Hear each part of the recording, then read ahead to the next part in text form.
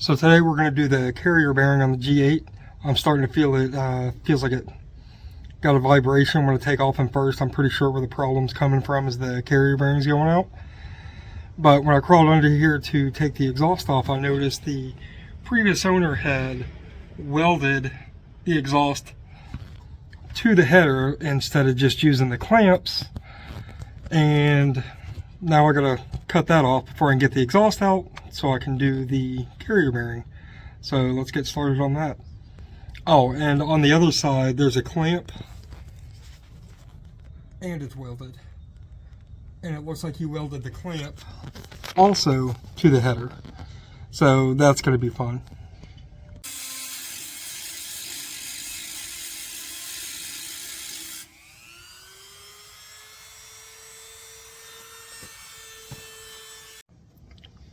Okay, so I got updates. I was having trouble reaching the back side of the exhaust pipe with the Dremel tool comfortably because, you know, I'm fat and I can't get the car jacked up that high. So my friend of mine reminded me of these exhaust pipe cutting tools. So I went and grabbed one of those. It doesn't cut quite as good as I thought it would. Then I realized that I can just unbolt the mid pipe there and over here and be able to drop that out of the way to unbolt the carrier bearing. Then I should just have to unbolt it from the rear end. I don't think I'll have to unbolt it from the transmission side.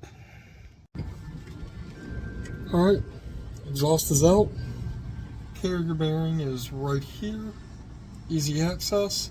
Like I said, I'm pretty sure it's connected to this part, which is connected to the rear end. So I shouldn't have to take it off of the transmission. Because from what it looks like is I would have to drop the transmission crossmember to be able to get to the bolts where it bolts up to the tail shaft of the transmission. So sure enough, that was the problem. That rubber in there is pretty much all completely gone, so get this dropped out, I'll run it up to the machine shop, get it pressed on. Okay, so I got the drive shaft separated. I was able to leave just the front part on there separated here and disconnect it from the rear end. I don't know why everybody online takes the whole thing out, but I have some other errands and other things I have to do today. I'm a little pressed for time. So I'm going to drop the drive shaft off and have somebody else press the bearing on. And then tonight I will get it all put back together. Here's my thinking.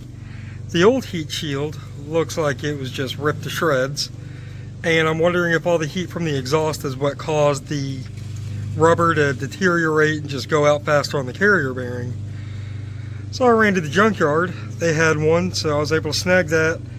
And I think I'm going to put a couple layers of this truck bed coating on there, maybe thicken it up, see if that will help minimize some of the heat that gets up there on the carrier bearing, maybe make it last a little bit longer.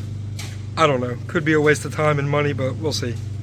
All right, carrier bearing's in, exhaust is all hooked up, I don't hear any leaks. Let's go for a test drive, make sure everything works.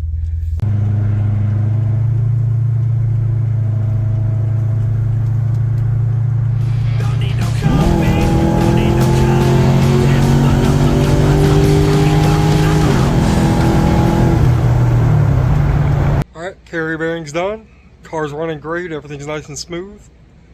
Next video will be brakes. I bought some EBC, just the factory replacement stuff. Nothing special, but I'll do a quick video on those when I stick them in.